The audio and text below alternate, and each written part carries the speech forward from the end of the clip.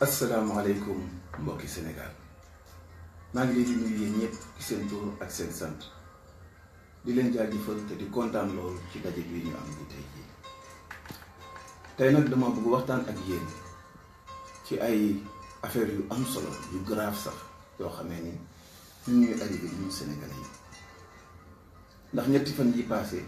déggoon ngeen ci poste yi ma doon def may dénoncer avec beaucoup de vigueur situation bu doy waar bi nga xamee ni Sénégal yi à l'extérieur ñu koy dund wax nañ fi problème u Idy Diène bi ñu rey à Florence wëlbati nañu bët ki Dembo Ndiaye wax fi problème mu Mame Mbaye Ndiaye noppeeku ñu di ko jooy ñu wax problème mu Ousseynou Mbaye ma bëgg a laaj gouvernement bu Sénégal ni ko ndax lii di dal africain yi di ñu dal ñun Sénégalais yi di ñu ko dal ci Europe di ñu ko dal ci Amérique di ñu ko dal ci réewu arab yi ndax jàpp nañu ni loolu mën naa dal citoyen américain ci Italie wala ci Espagne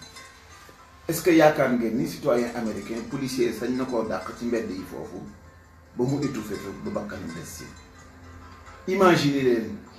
tey jii ci Sénégal bu fekkoon benn policier moo doon dàq benn citoyen français wala citoyen italien wala espagnol ci mbeddu Dakar yi ba mu xëcc ba faatu imagine leen jamono yooyu xaste yi kolibé yi weer yi ñuy weer suñu police ak suñu administration ci réewu tubaab yi mais nag bukki bu dabee waxambaane rek sa doxin bala ana suñuy ambassadeur ana suñuy consul ana suñu gouvernement ndax ñoom taxaw nañu dóor ci taabal yi xare xeex féete Sénégalais yi fan leen war a féete par rapport ak jafe-jafe yi ak ñàkk wekk ak racisme bu wér bu wóor bi nga xamee ni suñuy doom yi ñu koy dund foofu et ça c'est un problème que nous avons pratiquement ci réew yëpp may laaj gouvernement au Sénégal xanaa amatuñu ay diplomate de carrière ENAM ñan lay former lan moo tax xale yi nga xamee ni seen formation seen liggéey seen xam-xam mooy diplomatie ak cër ak taxawaay bi nga xam ne moom la ñu war a taxawal seeni nationaux ci réewu jàmbur yi bu tax ñooñu yóbbu ñu leen ci ambassade yi pourquoi ñu bëgg folkloriser suñuy ambassade pourquoi ñu bëgg minimiser suñuy ambassade ba di jël personnel politique boo xamee ni pour neexal leen moo tax ñu yóbbu leen foofu mais nit nañ nga koy yóbboo fenn ni que kaay ma noppal la kaay ma neexal la jox ko cadeau pour mu dem nekk ambassadeur wala consul nga bëgg mu liggéeyal la kooku talul kenn du jógal kenn du liggéeyal kenn du jooyal kenn bu ngeen demee ci sama livre bii indi naa ci wàllu politique diplomatique ak stratégie yi ñu war a taxawee indi jamono bi nga xamee ni Senghor dafa ñëw xam ni am réew mun naa tuuti comme Sénégal waaye dayoom rëy loolu ci àddina mu xam ni ci diplomatie ci am ay nit yu taxaw yu xarañ mën nga yokk sa dayo réew mën nga jox présidence sa réew dangay gis rek benn sportif Usain Bolt wala El Hadji Diouf ba mu ca tollee moom rek daan na yëkkati turu réewam yokk ko dayoo boo xam ne kenn xamul fu mu toll il faut que ñu sérieux yaakaaruma ni Italie wala France dinañu jàpp benn doomu Rwanda di ko foye wala di ko dàq ci mbedd yi il faut que ñun Sénégalais yi ñu dellu taxawaat ci suñu bopp jël suñuy responsabilité ci suñu réew mel ni ñu war a mel engagé combat yi ñu war a combattre et c'est pourquoi comme jamono inscription sur les listes électorales la ñu nekk surtout yéen ñi féete diaspora nga xam ne plus de 1000 milliards di ngeen ko dugal ci biir réew mi nga xam ne normalement ay alliance sénégalaise dafa waroon am ci réewu immigration yi culture Sénégal aada yi Sénégal jumtukaay yi ñu soxla même dege wala netetu wala loo bëgg a jënd ci ay melokaanu condiment ak culture sénégalaise boo demee France wala yeneen réew chinois yi ñoo la koy jaay parce que taxawuñu fa ñu war a taxaw jàppalewu nit ñi dañu war a jàppale bu ñu gëstoo ñu waroon a gëstu Sénégalais yi peut-être que ni tey jii tubaab yi dinañu xam ban problème lañu war a am bu fekkente ni sàggan nañ ba benn doomu Sénégal dee foofu protestation molle convoqué benn ambassadeur jeex na réew yi duñ ko sax yëgal seen i bopp duñ ko sax yëgal seen i askan du yóbbu fenn du dem fenn et pourtant c'est des citoyens c'est les plus grands contributeurs si développement réew mi ma leen di fàttali yéen waa diaspora yi ni wolof dafa ni genn fas bu ko sàngoolulee awraam dàqalu ko weñ dagg sànni moo si gën il faut que ñu changer suñuy mission diplomatique il faut que ñu yóbbu ay sénégalais yu xarañ foofu il faut que ñu may suñuy mission diplomatique capacité bi nga xamee ni war nañu mën a taxaw gestu doomu aadama yi nga xamee ni ay sénégalais ñu nekk dans la diaspora ça c'est extrêmement important te jàpp naa ne du système politique bii ñuy dund ni ak Macky Sall moo ko war a changer donc comme dañoo nekk ci lii nga xamee ni mooy inscription sur les listes électorales ci environnement bu méttee nii nga xam ne da ngay génn sa réew am coono bu dul jeex boo jaaree Libye ñu def la jàmm foo mën a dem nekk ci problème ba nga am fenn fooy suturloo pour dimbali sa askan boo demee ñu rey la rey bu bon nga dee perte sa waa kër des ak seen loxo neen te loolu mën nañ ko éviter si on met la pression qu'il faut sur les pays occidentaux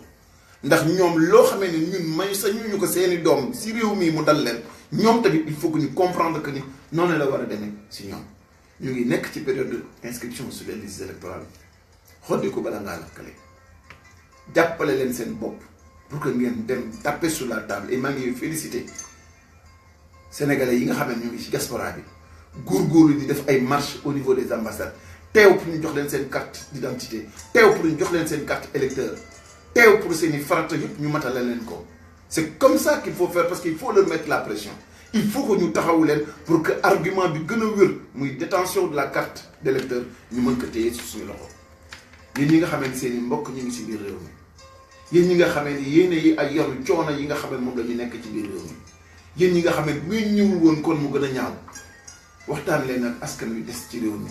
ngir ñoom tamit fulla ak pas-pas ngeen am ñu am que ci lépp loo xamee ne xarala bu ñuy def pour jot suñuy carte électeur ma leen di fàttali ni 52 milliards ci xaalis ci Sénégal lañ ci yàq te ba léegi mënuñu soo fexe ba jot suñuy carte d'électeur te mooy clé bi mooy caabi bi ñuy taqali ko ñi nga xamee ni dañ ñoo war te nangu ñoo wàcc ma leen di fàttali ni toujours dans la même perspective dégg ngeen fan yi pour dire que ni suñuy priorité du seen priorité pendant que ñu ngi jooy pour que ñu mën ñoo taxawu à l'étranger pendant que ñu ngi jooy pour que si biir réew mi ñu mën a gestu enseignants yi pendant que ñu ngi jooy pour que système de santé bi taxaw mel na mu waroon a mel ñu ngi ñuy ubbil benn projet boo xamee ni dafa tudd palais présidentiel de 100 milliards Diamniadio ku xam FSD/BJ xam Cheikh Abdoulaye Dièye xam lan mooy aménagement du territoire ndax mooy ki nga xamee ne ci wàllu politique moo ko njëkk indi teg ci espace public génne li nga xam ne moom la spécialiste yi di woowee la macrocéphalie de Dakar lépp Sénégal dafa concentré wu ci Dakar 0,3% de la superficie nationale presque 90% de nos industries presque la totalité de notre économie et ñetti Sénégalais yoo jël kenn ki mi ngi dëkk ci Dakar ñun ci biir FSD/BJ te bu ngeen demee ci sama livre di ngeen ko gis chapitre bi ma ko consacré maa ngi wax ni faisons sortir Dakar de Dakar dëgg la projet de nouvelle ville su fekkente ni tegu na ci cohérence yu mu war a am lu am maanaa la ndax mën naa dimbali Sénégal mais na fekk mu jaar yoon na fekk ñu teg ko fañ ko war a teg na fekk ñu sóoraale Diamniadio ak Interlandam ba ñu bañ a transformer leen comme ay banlieue dortoir yoo xamee ni mindaan yi ñi nga xamee ne amuñu liggéey ñi néew doole yi ñi su feebar yi ñi mënta taxaw ñi ñàkk ñi rek ñooy dem dëkki aux alentours de Diamniadio ndax dans la nouvelle ville yëkkati nañu prix terrain yi jafeel nañ ko jafeel boo xamee ni ba ku sa loxo jotul sa digg gannaaw doo fa mën a nekk il faut que ñu harmoniser la planification de l'espace il faut que ñu protéger ville ak village yi nga xamee ni ñoo nekkoon ci zone yooyu wutal leen ay réserves foncières 1000 hectares pour Diamniadio pour les doomu Diamniadio yi nga xamee ni dans 20 ans dinañu mën a ñëw pour Déni Biram Déni Malick Guèye wala Déni Biram Ndaw wala keneen ku mu mën a doon pour que ñooñu tamit ci processus de développement bi ñu bañ leen a fàtte nga am loo xamee ni pour seeni doom yi nga xamee ni ca cosaan ñoo dëkkoon foofu ñu bañ a réer ci biir délocalisation capitale muy benn problème bi ñaareelu problème bi mooy que ni li tax mañ leen Macky Sall la ay priorité de priorité Sénégal mais nan nga mën a wax ni da ngay am projet jël ay milliards jox ko ay ministères ba ministères yi commencé tabax seeni ay siège ca Diamniadio au même moment bi ngay wax loolu nga jël presque plus de 40 milliards ndax au départ lu doon wax ni 17 milliards la def ci building administratif mais léegi jàll na bëtt na 36 milliards yi di dem et loolu il faut que moom mu wax ñu au jour d'aujourd'hui ñaata la état wu Sénégal def ci building administratif waaw nan nga bëgg a délocaliser say ministres jël ay milliards def ci tabaxaayu ministère yooyu ca jam ñaajo ba pare en même temps jëlaat 40 milliards samp leen ci biir Ndakaaru man dina ma jaaxal il faut que mu expliquer ma parce que Macky Sall bari na ay termes yoo xam ne da koy utiliser moom rek koy comprendre Sénégal yi du ñu comprendre parce que soo bëggee génne Dakar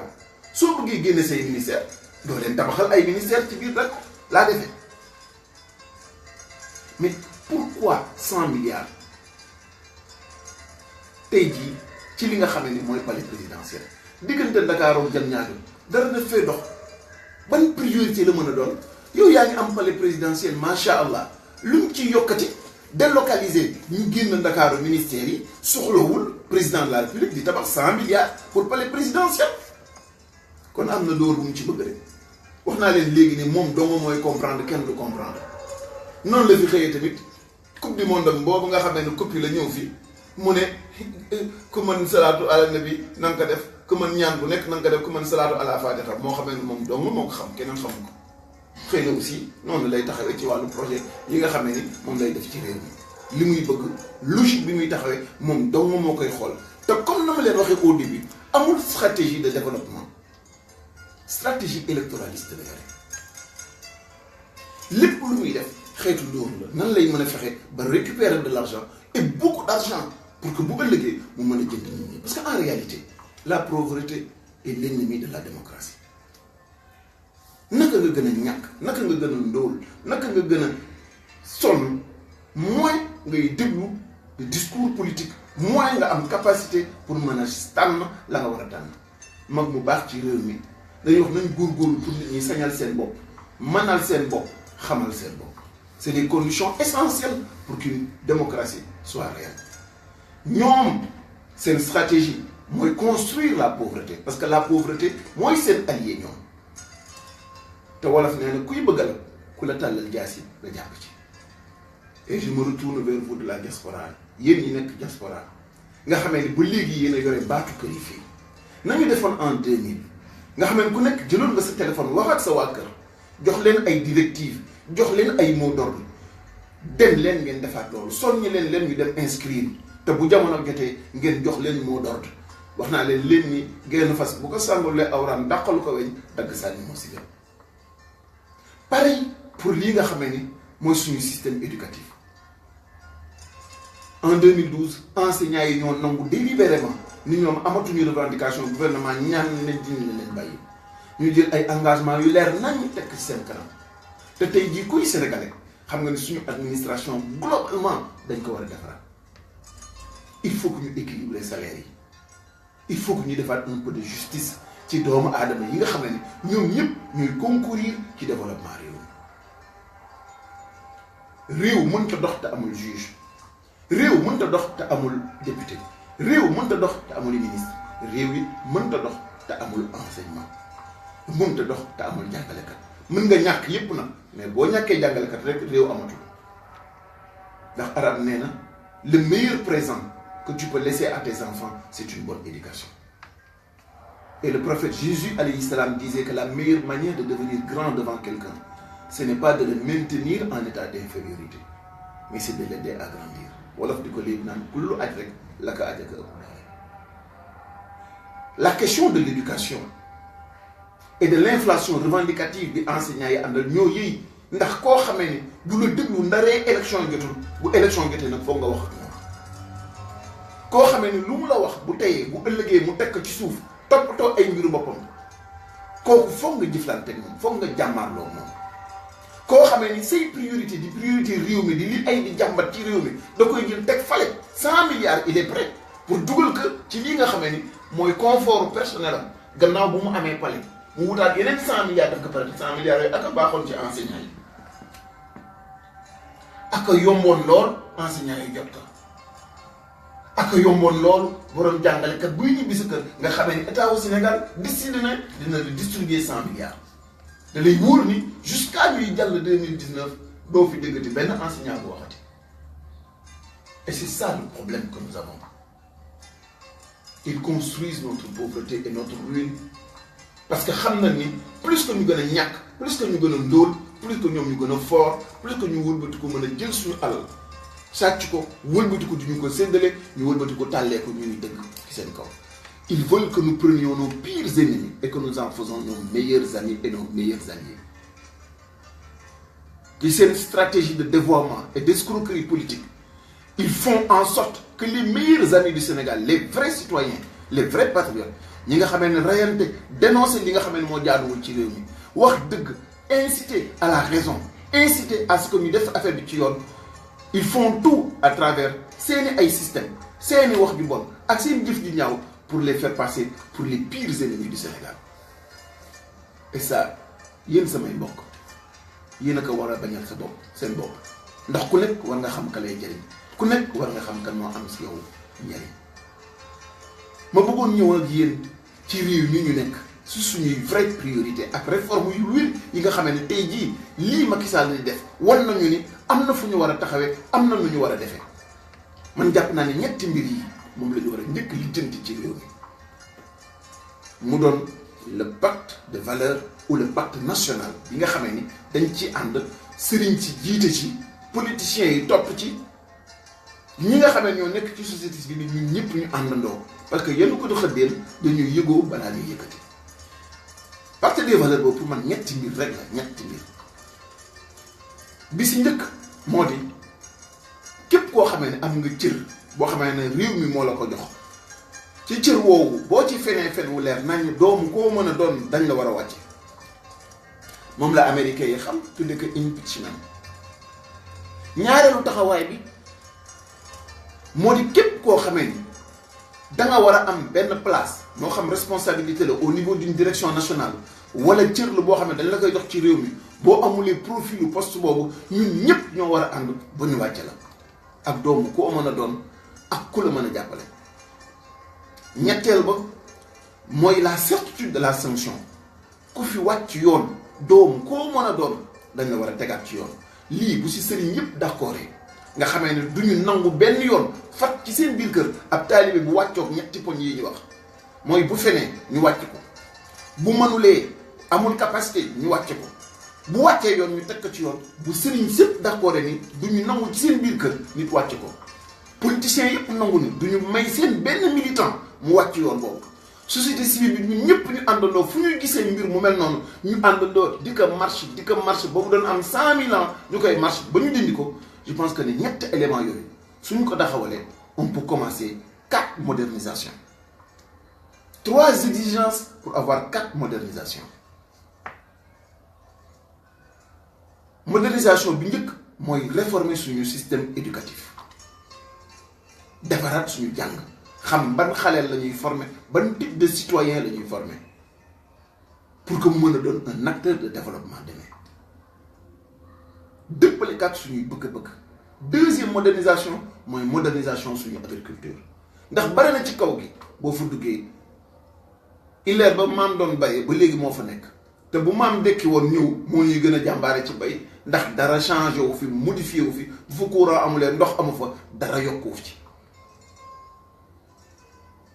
beneen modernisation mooy moderniser suñu sécurité pour que nit ñi xam ni nous sommes dans un pays ordonné. Police def ay warugaayam taxaw fu mu war a taxaw corruption bi roppat bi juróomi dërëm yeeg ñaar fukki dërëm yi ci mbedd mi dakk ñun ñëpp ñu àndandoo teg réew mi ci yoon koo xamee ne sa kër dafa war a yem fii boo ko jàllalee dugg ci biir mbedd ma ñu delloo la fa nga war a nekk ku wàcc yoon foo mën a nekk occupation du domaine public irresponsabilité incivisme fu mu mën a nekk ñu wàcc ko dindi ko faj ka na mu ko war a faje avec des forces de sécurité qui seront formées qui seront équipées et qui seront motivées pour non seulement faire face à la petite corruption bi ñuy dund suñu biir mais aussi nous préparer au risque majeur bi nga xamee ne wàllu terrorisme mën nañu ko indi. ñetteelu modernisation mooy modernisation suñu tissu industriel tey ñaaw na lool 50 000 lampadaires nga jox ab tubaab boo xam ne kenn xamul fu mu jógee te mënoon a jël 3 industriels sénégalais jël xaalis ba jox leen ñu defal ñu ko naka mu gën a rafete ñu saxal liggéey ci biir réew mi ndax lu ñu ñàkk capacité on est outillé pour faire des lampadaires solaires. Il y a des jeunes ingénieurs électromécaniciens électriciens yoo xam ne suñu bëggoon susciter la production nationale on aurait pu les regrouper en GIE. Imposer même l'entreprise française su fekkente ne mënuñoo bañ a jël loolu ñu imposer que mu nekk en joint venture avec des entreprises sénégalaises que nous créons ou qui existent avec un partage bu en faveur des Sénégalais ci li nga xam ne mooy ressources yi si war a jóg bu xamee ne bu jógee dina am transfert de technologie et après dinañ am capacité continuer ko suñu bopp aussi bien pour l'intérieur du pays que pour les pays de la sous-région. Quatrième révolution moom laa leen wax léegi bu ñu jógee bu njëkk bi ci révolution agricole révolution industrielle tuddal naa leen révolution système éducatif bi indi leen révolution de la sécurité ñetti exigence l'homme qu'il faut à la place qu'il faut la destitution pour képp koo xamee ni di nga fen sénégalais ci mission yi ñu la jox et la certitude de la sanction pour ñëpp boolekaat ñeenti modernisation yi lii bu ñu ko tàmbalee sur 3 années mën nañu àndandoo ñun ñëpp xam nañu am nañu accord ci nan la ñu bëgg suñu réew doxee sëriñ bi d'accord ni dootul fatati kenn dootul aarati kenn politicien bi def ko ci ay militants société civile bi def ko ñu àndandoo taxaw ci li nga xamee ni mooy exigence yi nga xamee ni moom la ñu war a mën a jël taxawee ko. fan yi passé maa ngi doon dénoncer ci suñuy waxtaan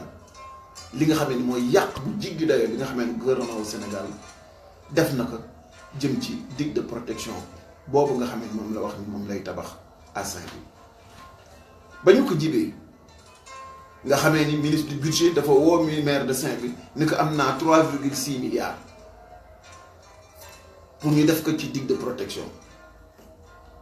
ma ni ciy waay lii waay lii de laa doon wax naan benn nandite moo gën camion ngaa ko mais nan en 1929 la tubaab bi nga xamee ni yéenewuñu woon jàmm daf ñu doon dominer doon exploiter suñuy ressources